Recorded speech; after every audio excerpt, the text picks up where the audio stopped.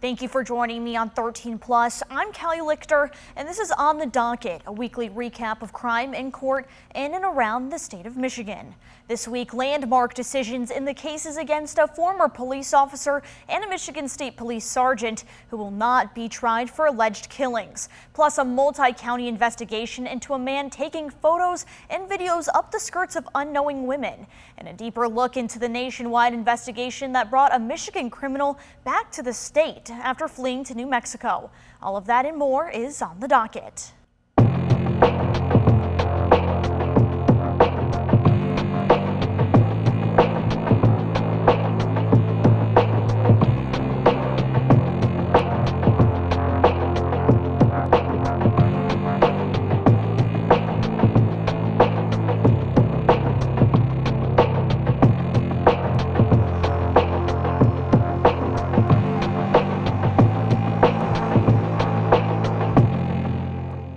The day a mistrial was called in the murder trial of former Grand Rapids police officer Christopher Sher.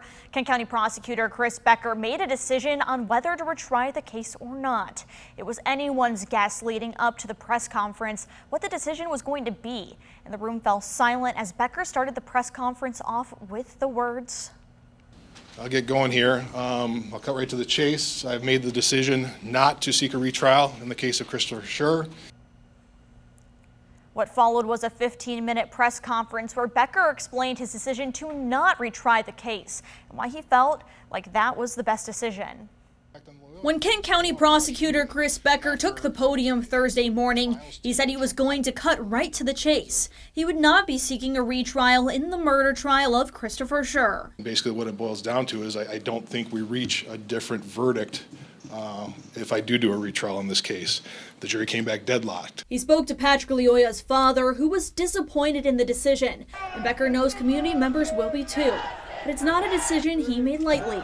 I thought we presented a good case. I presented everything I wanted. All the facts were out there that I had, and it's not like I can change anything. There's no different things that I'm going to be able to change in presenting this case a second time. Becker says it comes down to two things. He believes he could not present the case any differently or better, and the jury. I think we had a really good jury. The jury, he believes, would not be able to come to a unanimous decision. He says the initial split of jurors was 4 for acquittal, 4 for guilty, and 4 undecided, which became 7 for acquittal and 5 for guilty, and finally ended up with 10 for not guilty and 2 for guilty. I just don't see a place where we get 12 people to agree. He says community members contacting him about the case nor the cost of the case played into his decision. I made this decision based on the facts, based on the law, and what I thought I could prove.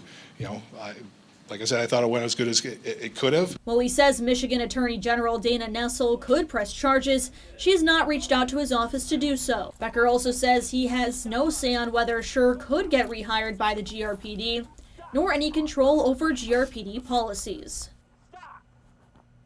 Some Grand Rapids community leaders voiced their frustration in the outcome over what they say is a failed opportunity for justice. Many of them renewing their calls for accountability in the death of Patrick Leoya. Our Alexis Dumergine spoke with them about how the community can move forward. A precedent has been set that it is okay for an officer to shoot a civilian in the back of the head that poses no threat. Leaders from organizations like the Urban League, NAACP, and others expressed both disappointment in the outcome and a call for continued policy accountability. Their son had a life that was worth living and a life worth preserving, and de-escalation training must be increased with the Grand Rapids Police Department.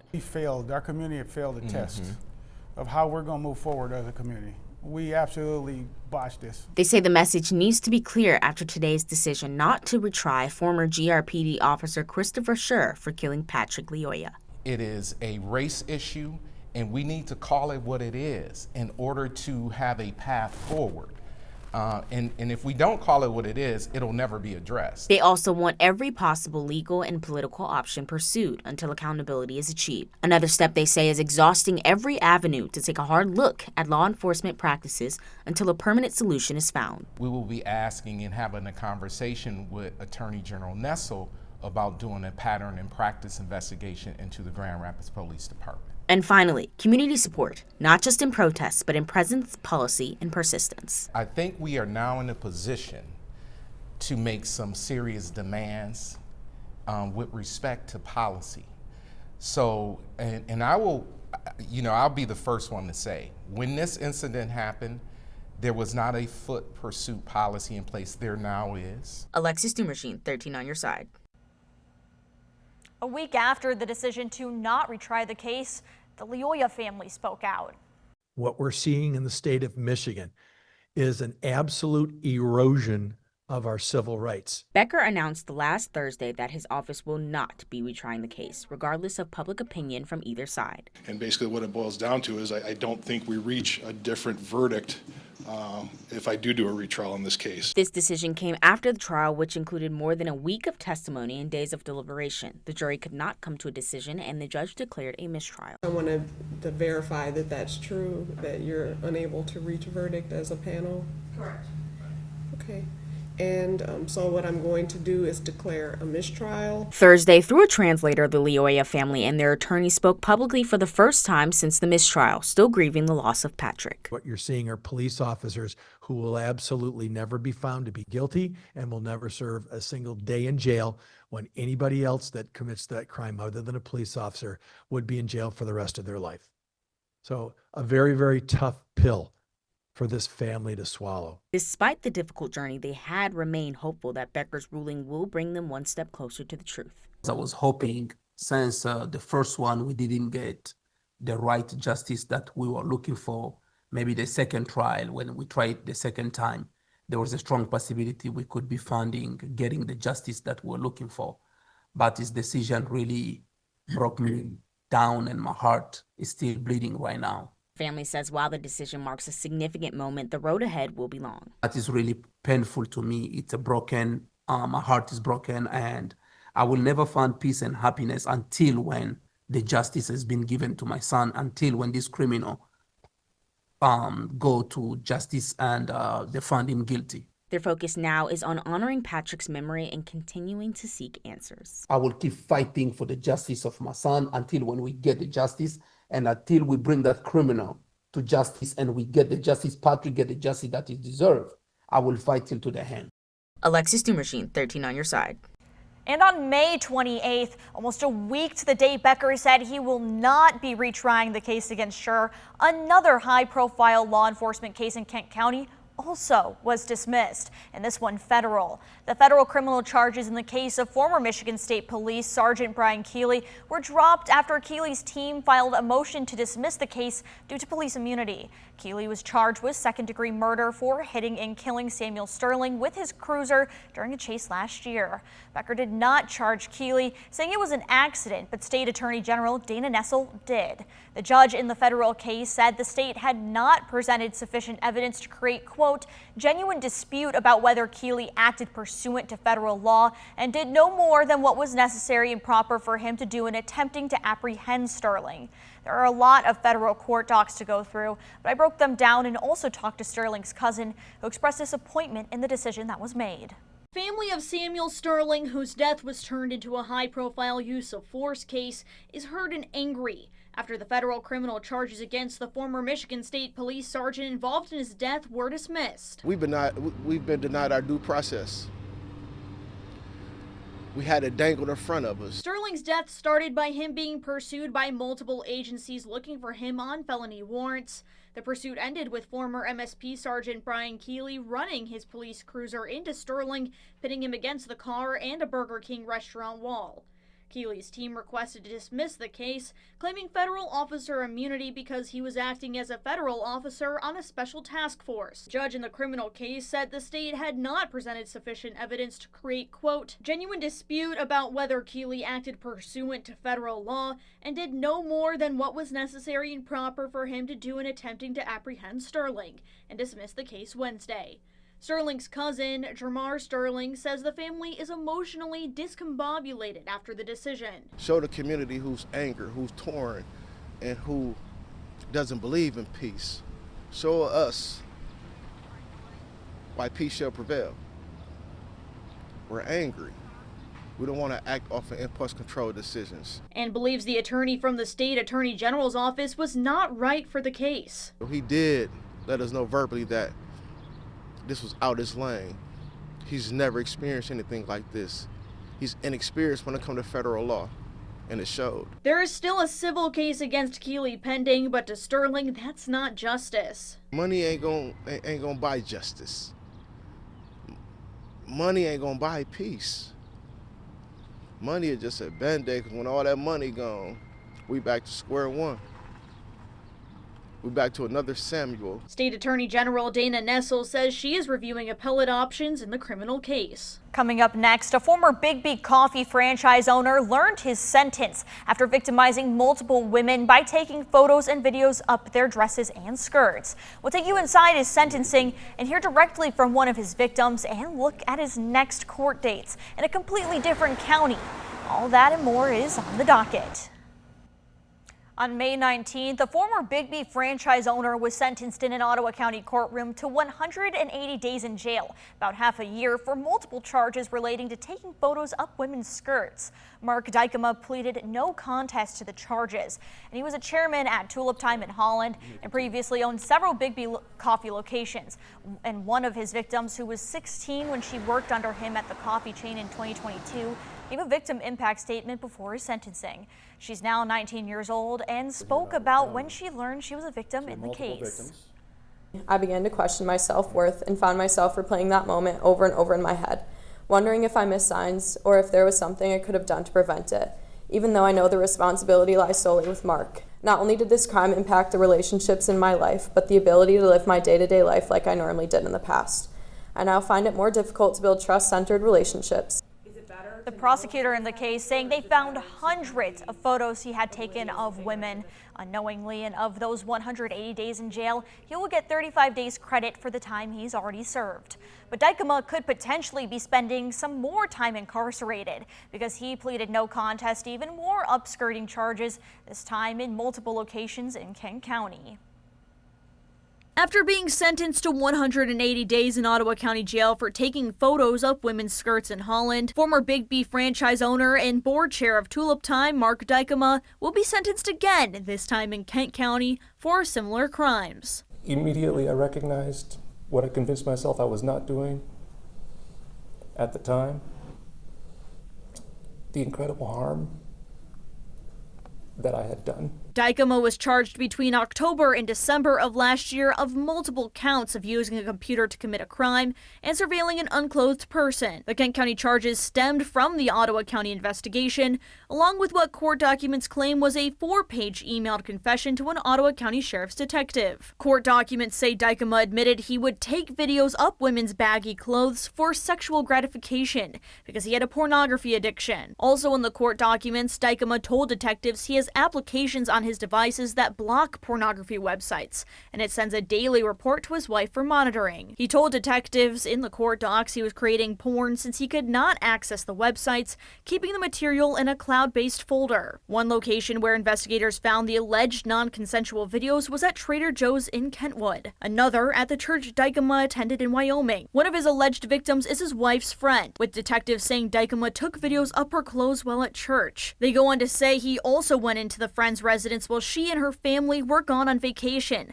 accessing a photo album in a sock drawer with photos given to her husband on their wedding night, and Dika taking pictures of those photos on his cell phone. Let's break down his Kent County charges. Between the 3 cases, he was charged before the plea with 5 counts of using a computer to commit a crime, a 2 to 4 year felony, and 7 counts of surveilling an unclothed person. He pleaded no contest to 3 counts of computers and 3 counts of surveilling. It's up to the court to decide if his previous convictions will play a role on how he's sentenced in June.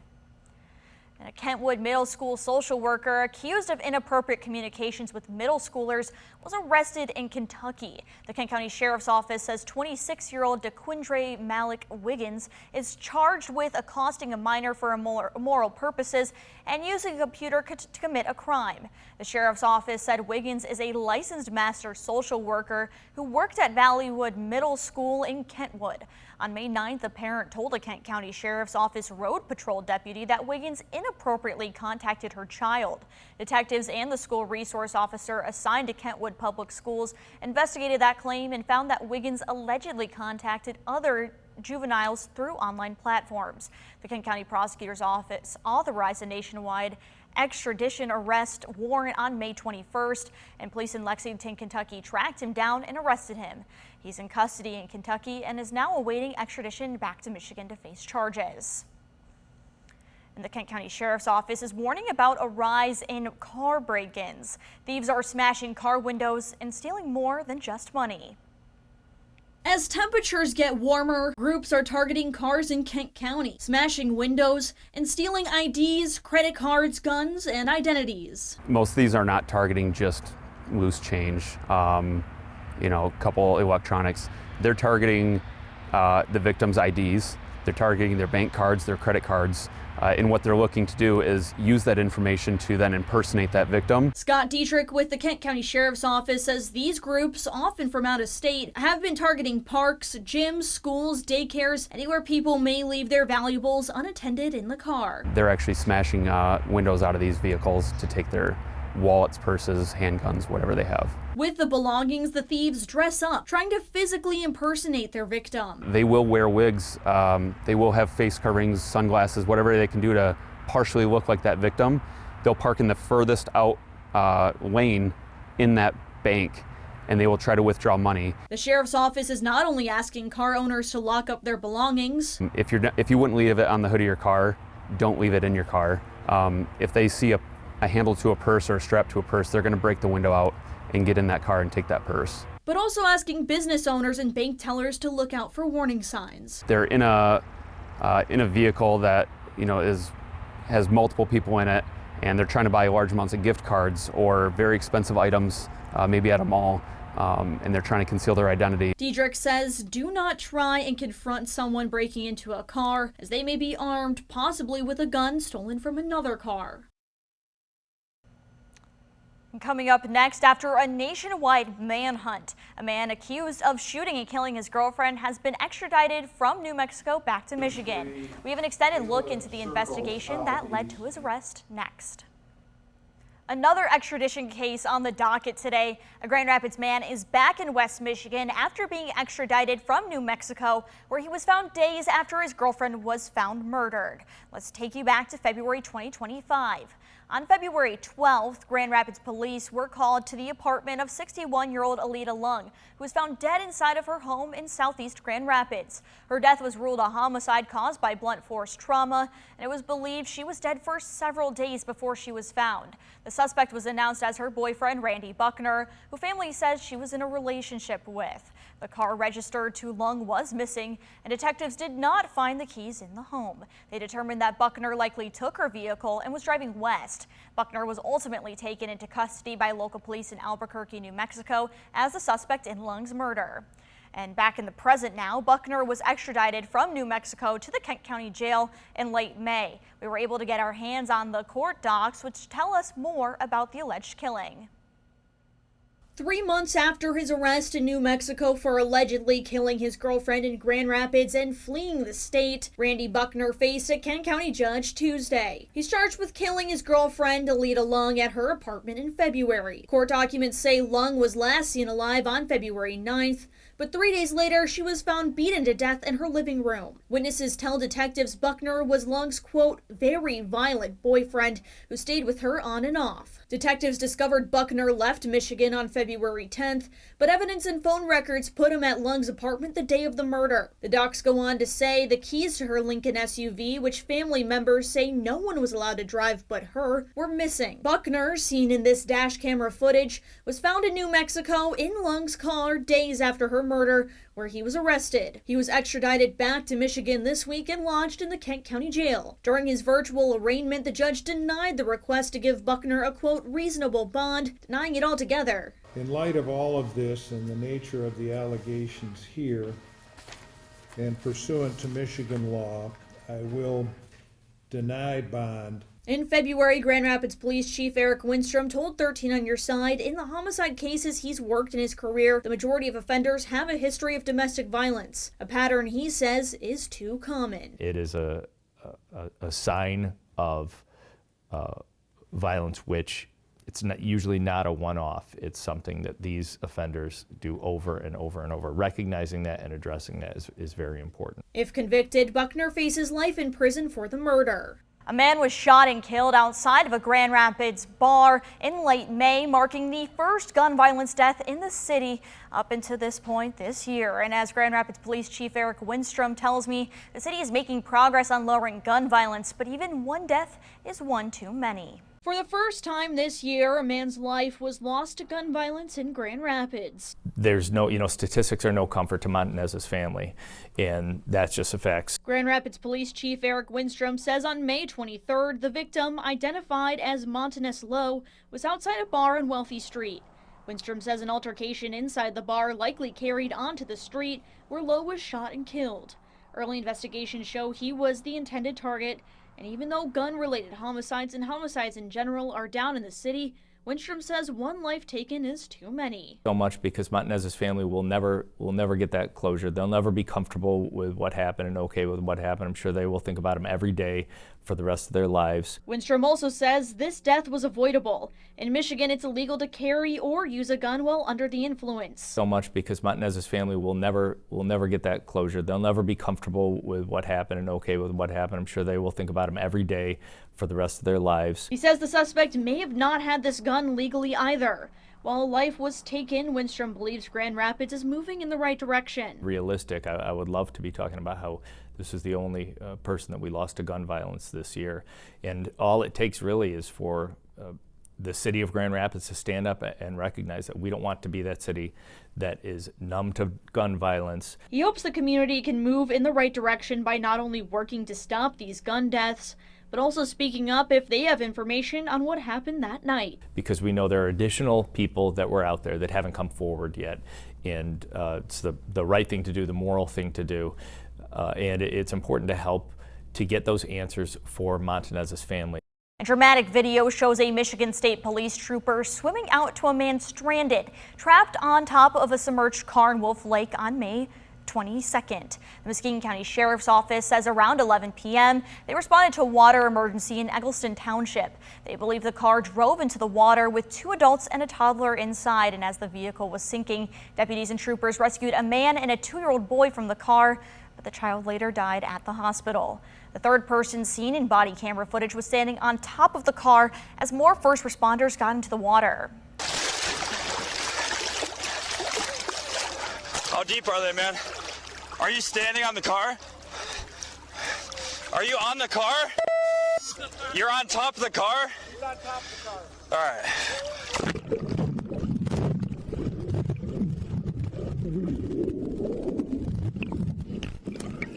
I'm not gonna get him.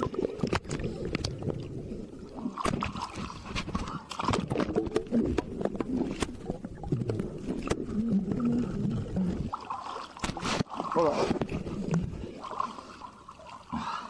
Hey!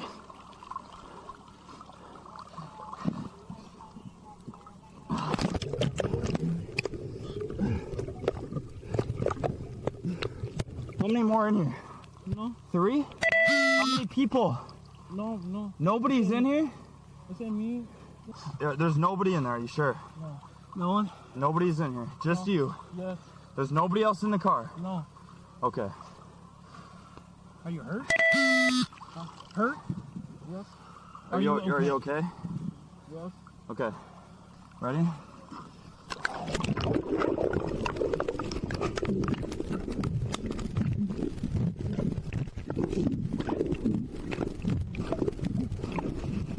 We can sit up. We can sit up. Everybody's on the car. Everyone's out. Muskegon County Sheriff says alcohol and drugs are not believed to be factors and that this was a tragic vehicle crash where the driver was not familiar with the area. And more body camera footage. On May 21st, the city of Wyoming released body camera footage of a very special Wyoming police member helping track down a driver who fled from a car after it crashed into a house. K9 Scouts tracking capabilities led officers directly to the driver. And we did swap out the music on the video you're about to see due to copyright concerns on our end. I'm going to let you check out the video right now.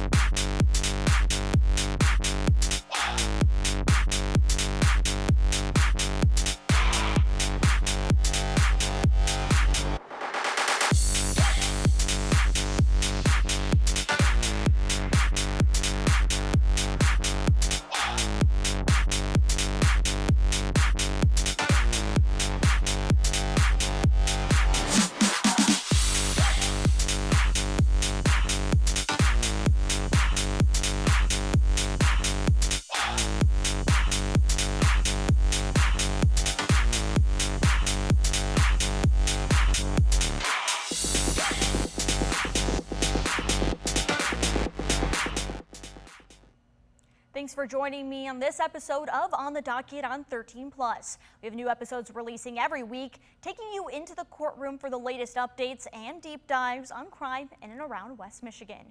In the meantime, we will bring you the latest on crime in court, both on air and online at 13onyourside.com. And when breaking news affects you and your community, we stream live on 13 Plus with what you need to know right when you need to know. We'll see you next time with updates on what's on the docket.